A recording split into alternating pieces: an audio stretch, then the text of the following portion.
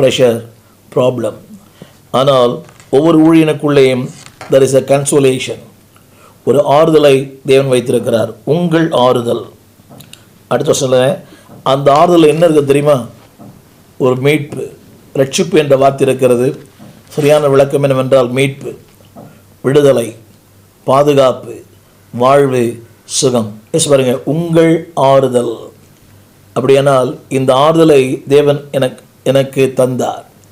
வசதி கேளுங்க. நாங்கள் உபத்திரவப்பட்டாலும் உங்கள் ஆறுதல். அதுக்கு சற்று கவனமாய் கேளுங்கள். உங்கள் ஆறுதல், யுவர் கன்சோலேஷன். சொல்கிறேன்ல, என் வீடு, என் காரு, என் பங்களா, என் சபை, என் ஆத்துமா. தேவன் சொல்கிறார், எல்லோரும் எனக்கு என் பாட்டு, அதை பாடக்கூட உரிமை இல்லைன்னு சொல்கிறாங்க. Don't copy it. அதில் கேஸ் போடுற ஆட்களாக இருக்கிறாங்க.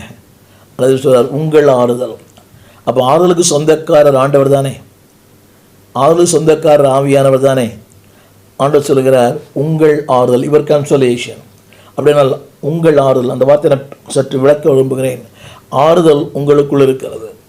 பல நேரங்களிலே அது இல்லை நமக்குள்ளே. பிரசங்க பண்ண எனக்கும் அது இல்லை, உண்மை. ஆனாலும் ஆண்டவர் சொல்கிறார், உங்கள் ஆறுதல். எது தெரியுமா? மற்றவருடைய ரட்சிப்புக்கு. நம்ம நல்லா இருந்தாலும் நம்மளோட அபிஷேகத்தை கெடுக்கிற பல மக்கள் உண்டு. நம்ம அபிஷேகத்தை, நம்முடைய நம்முடைய மேன்மையை, அதைவிட்டால் நமக்குள் இருக்கிற கிருபைகளை கெடுக்கிற நிறைய பேர் உண்டு. they will come and go. அதை விட்டுக்குள்ளே இருப்பாங்க, கூடவே இருப்பாங்க. they will destroy anointing. பரவாயில்லை. அனுதேவன் சொல்கிறார், இவைகள் மத்தியில் there is a consolation in you. ஆங்கிலத்தில் in you அந்த வார்த்தை இருக்கிறது. அதாவது யுவர் கன்சோலேஷன். அது நான் சொல்லுகிற எல்லா வசனங்களிலேயுமே யுவர் என்ற வார்த்தை இருக்கும். தமிழில் உங்களில் என்ற வார்த்தை இருக்கும். சற்று கவனமாய் கேளுங்கள். யுவர் கன்சோலேஷன், அது உனக்கு சொந்தம். அதை பறிக்க முடியாது, எடுக்க முடியாது. என்னை கேட்டுக்கொண்டிருக்கிற அன்பு ஊழியர்களே, மக்கள் இல்லை. நாம் துணை என சொன்னவர் நட்டாற்றி விட்டார். கொள்கை சுற்றத்தாரும் குளிர்ந்திட்டார். பற்றுள்ளோரும் பலர் பறந்திட்டார். கொள்கை கூறியே பலர் பிரிந்திட்டார். ஆனால் தேவன் சொல்கிறார், என்னுடைய ஆறுதல் உனக்குள் இருக்கிறது.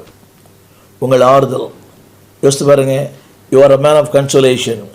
ஆறுதலை கொடுக்கிற ஒரு தெய்வம் உங்களையே ஒரு ஆறுதலை வைக்கிறாராம். ஆமீன் சொல்ல மாட்டீங்களா? எனவே தான் we are going into trials. பாடுகள் மத்தியில், போராட்டங்கள் மத்தியில், வேதனை மத்தியில், உபத்திரத்தில் அகப்படுவர்களுக்கு அந்த உதவி செய்யத்தான் தேவன் நம்ம அந்த பள்ளியில் அனுப்புகிறார். If I don't learn, I cannot teach.